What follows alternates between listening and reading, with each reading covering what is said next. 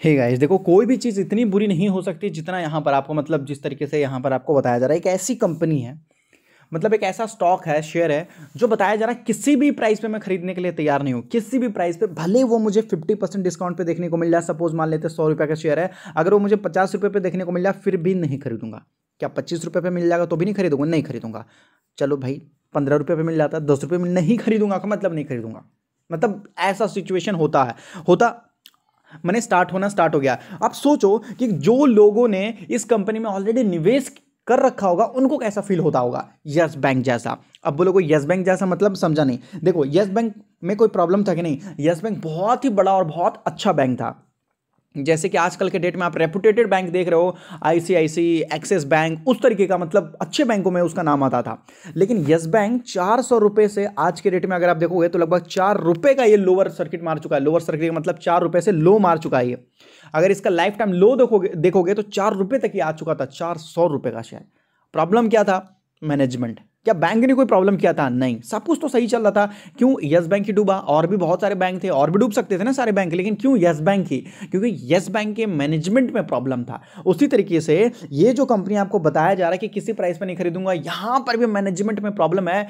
Share holders के साथ एक खेल खेला गया है जिसके वजह से उनको तगड़ा नुकसान हो सकता है। यहां पर जो लगभग मैं आपको बोलूंगा कि 4-5 सालों से जो मलाई खाई है और जो बर्तन जूठा पड़ा है, अब वो शेयर होल्डर्स को साफ करना पड़ेगा, जूठे बर्तन को, जो 5 साल से बर्तन पड़े हुए हैं। और 5 साल का बर्तन आप समझ सकते हो, मतलब 1-2 दिन का तो बात अलग है, लेकिन भाई पिछले 5 सालों का तब तो लोग डर जाएंगे। पहले से वीडियो स्टार्ट करने से पहले मैं आपको बता दूं कि देखो, चाहे जो भी हो जाए, अपने पोर्टफोलियो में आपको लिमिटेड स्टॉक रखने हैं। जैसे 10 से 15 कंपनी का शेयर रखना है और वही बिजनेस में निवेश करना है जो आपको समझ में आए। जो नहीं समझ में आएगा आप उसको इग्नोर कर दीजिएगा कभी भी। तो देखो खबर क्या है, पहले ध्यान से समझो, फिर बिजनेस मॉडल भी मैं आपको बता दूंगा। 19 नवंबर, सही है एकदम डेट, आपको अपडेट खबर बताई जा रही है। तो यहाँ देखेंगे तो ये देखिए, अगर हम नीचे आते हैं तो यहाँ पर आपको दिख जाएगा संदीप सभरवाल, सही है, on why he would not buy Paytm at any price. भाई कोई भी प्राइस पे मिल जाए तो पेटीएम खरीदेंगे ही नहीं, डायरेक्ट है।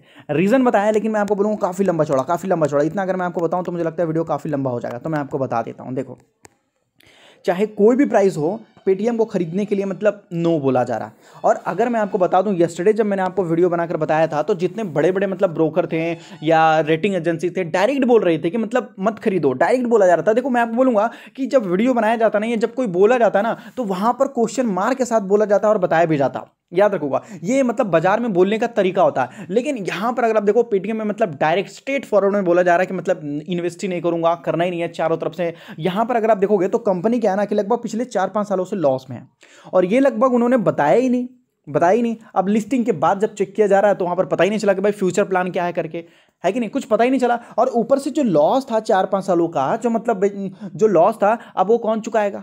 अब तो शेयर आ गया ना। अब शेयर आ गया मतलब जो शेयर होल्डर है उन्हीं के पैसे से, तो उनको भी तो नुकसान होगा ना, क्योंकि वो बिजनेस के पार्टनर हो गए भाई, या बिजनेस के मालिक हो गए, जितना भी खरीदा आपने, है कि नहीं। आपने भले ही मान लेते एक एग्जांपल से 100 रुपये ही अगर आपने लगाया हो, लेकिन जितना पेटीएम को नुकसान होगा 100 रुपये में ही, तो आपका काटा जाएगा ना, है कि नहीं है। तो शेयर होल्डर्स को यहां पर क्या होगा कि जब प्रॉफिट हुआ तो प्रॉफिट में शेयर होल्डर को 1 रुपया भी नहीं दिया गया, लेकिन जब लॉस हुआ, शेयर होल्डर्स की गलती नहीं थी, लेकिन वो फ्री में उनके पैसे से यहां पर अब लगभग कंपनी का जो मतलब जो लॉसेस वगैरह थे उसको रिकवर करने की कोशिश की जा सकती है। याद रखो, आपने कुछ किया नहीं, लेकिन फिर भी आपके पैसे को नेगेटिव में यूज किया जा रहा है, और कब वो पॉजिटिव में आएगा ये बोलना मुश्किल भी है, और जल्दी आएगा भी या नहीं आएगा ये भी बोलना मुश्किल है। आप देखो बिजनेस मॉडल है इसका जो पेटीएम का, देखो पेटीएम को नुकसान कैसे हो रहा है। देखिए लगभग 40% जो है मार्केट कैप्चर करके रखा है पेटीएम, और मार्केट लीडर भी है, और लगभग इनकी पकड़ भी दूर दूर तक है। मैं आपको बता दूं, तो अगर आप किसी दुकान पे जाते हो, किसी भी मान लेते हैं मॉल वगैरह में जाते हो, कहीं पर भी आप जाते हो पेमेंट करने के ऑप्शन, तो देखो ये जो होता है ना, ये आपको वहां पर देखने को मिलेगा। उनके पास ऑप्शन होते ही होते हैं, है कि नहीं, क्योंकि उनको रखना ही पड़ता है अपने दुकान पे। लेकिन ये जैसे हम कस्टमर हो गए, हम हो गए, आप हो गए, सभी लोग हो गए, तो ये लोग क्या करते हैं ना कि देखो ये बार कोड तो होता है, लेकिन कस्टमर के पास ऑप्शन बहुत सारे होते हैं। वो फ़ोन पे कर सकते हैं, गूगल पे कर सकते हैं, और भी ऑप्शन है, अमेजोन पे कर सकते हैं, और भी ऑप्शन है, तो वहाँ से वो पेमेंट कर देते हैं। मतलब हुआ क्या कि जैसे टेलीकॉम सेक्टर में AGR एवरेज क्या होता था, पर यूजर करके आता था ना, जो एवरेज रेवेन्यू पर यूजर जो आता था उसको बोलते हैं AGR पर यूजर। मतलब आपने खरीदा, आप एयरटेल को यूज कर रहे हो, वोडाफोन को यूज कर रहे हो, शिफ्ट हुआ आपने, तो उसका क्या होता है AGR उसको बोलते हैं। तो उसके वजह से क्या होता है ना कि वोडाफोन आइडिया के AGR घटता जा रहा है। लोग क्या कर रहे हैं कि उसके कस्टमर जो है घटते जा रहे हैं, तो इनके भी कस्टमर घटते जा रहे हैं। लेकिन हाँ, ये कंपनी पैसा तो कमा रही है, लेकिन कहां से? केवल दुकानदारों से। अब भाई दुकानदार क्या कर सकते हैं ज्यादा, उनको तो रखना ही पड़ेगा। देखो उनको क्या करना है कि भाई 4 या 5 ऑप्शन रख देना है, जिनके पास जो ऑप्शन है वो आएगा, पेमेंट करेगा। लेकिन पेटीएम के जितने भी कस्टमर है वो धीरे धीरे घटता जा रहा है, क्योंकि भाई गूगल पे मिनटों में बना दे रहे लोग, फोन पे भी बना दे रहे हैं, हर एक चीज मिनटों में, मतलब हर जगह से देखने को मिल जा रहा है। एटीएम और पेटीएम में कोई ज्यादा फर्क नहीं था। एटीएम को देखते हुए ही पेटीएम बनाया गया था, ताकि लोगों को थोड़ा बहुत, मतलब डिजिटल मार्केटिंग में थोड़ा बहुत, मतलब पेमेंट करने में अच्छा रहेगा। लेकिन आजकल के डेट में पेटीएम लगभग बहुत ज़्यादा लॉस मेकिंग कंपनी बढ़ता जा रहा है। जब आपको पता होगा कि नोटबंदी आई थी, तभी लगभग जो है 300 करोड़ का, या 300 से लगभग जो है 900% तक जो है ये जंप मारा था। क्यों मारा था? नोटबंदी देखने को मिला था, सभी लोग जो है डिजिटल पेमेंट ही कर रहे थे, क्योंकि नोट चेंज करना, बंद करना, बैंक जाना, तो पेटीएम में बहुत बड़ी उछाल आई थी, बहुत बड़ी उछाल आई थी। और इसी के कारण पेटीएम मतलब काफ़ी ज़्यादा बेनिफिट भी देखने को मिला। लेकिन उसके बाद लगभग कंपटीशन भी बाजार में बहुत ज़्यादा आ गए हैं, इस वजह से तकलीफ देखने को मिल गया।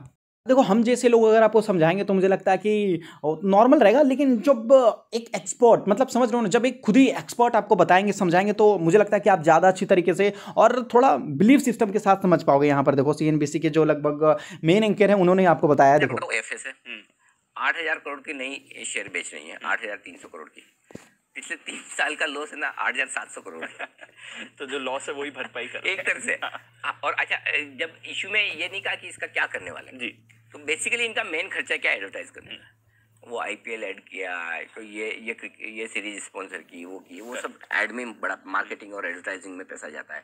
लेकिन इस बार वो कह रहे कि ये खर्चा जो करेंगे वो उसमें नहीं करेंगे, एक्विजिशंस में करेंगे। ओके, तो पहली तो नेगेटिव चीज ये है कि भाई लॉस मेकिंग है, ये नहीं पता कि कब प्रॉफिट में, खुद DRHP में लिखा है साफ हमें नहीं पता कब प्रॉफिट में आएगी भी कि नहीं आएगी, ये भी नहीं पता।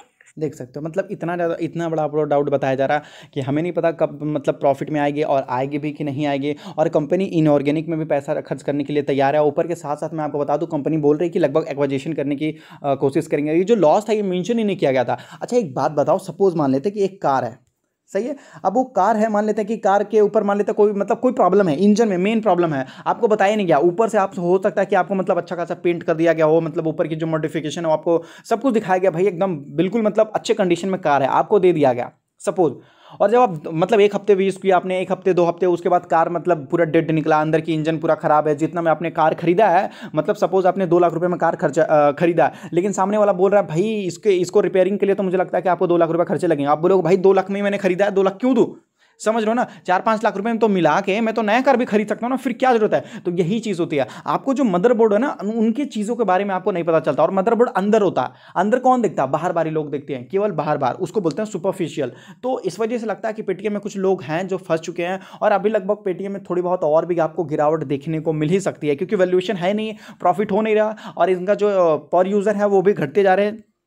लगभग 2,000 रुपये से ऊपर लिस्ट होने वाला था, 2,100 रुपये के आसपास होने वाला था, लेकिन उससे भी नीचे हुआ। और BSE ने मुझे लगता है बहुत बहुत जोर से तोड़ा है इसको। तो मैं आपको इतना ही बोलूँगा, देखो अवॉइड करो, बस इतना ही बोलूँगा, अवॉइड करो बिजनेस। अभी देखोगे तो लगभग ये जो देखो जिस काम के लिए है उसको मेन बिजनेस से पैसा नहीं आ रहा। याद रखो, मतलब इसका जो मेन बिजनेस है ऑनलाइन पेमेंट, उससे काफ़ी अच्छा पैसा कमा नहीं पा रही है बिजनेस। तो ये अपने बिजनेस को थोड़ा बहुत डाइवर्सिफाई करने की कोशिश कर रही है अपने ब्रांड के दम पे। अभी म्यूचुअल फंड में थोड़ा जाने की काम, देखो अभी ये कंपनी थोड़ी बहुत म्यूचुअल फंड में अपने आप को डाइवर्स कर रही है, और किसी चीज़ में बोल रही है कि कंपनी को अक्वायर करेंगे। तो मतलब इनको बिलीव हो चुका है कि हम अपनी कोर बिजनेस से उतना अच्छा खासा पैसा नहीं बना सकते, तो हमें थोड़ा बहुत मॉडिफिकेशन करनी पड़ेगी। तो मैं आपको इतना ही बोलूँगा कि जब कंपनी को खुद पे भरोसा ना हो तो फिर हम कैसे भरोसा कर सकते हैं। और हालांकि तो मैंने तो पैसा नहीं लगाया है, और मैंने भी किसी को नहीं बोला था अपने मेरे व्यूअर सब्सक्राइबर को।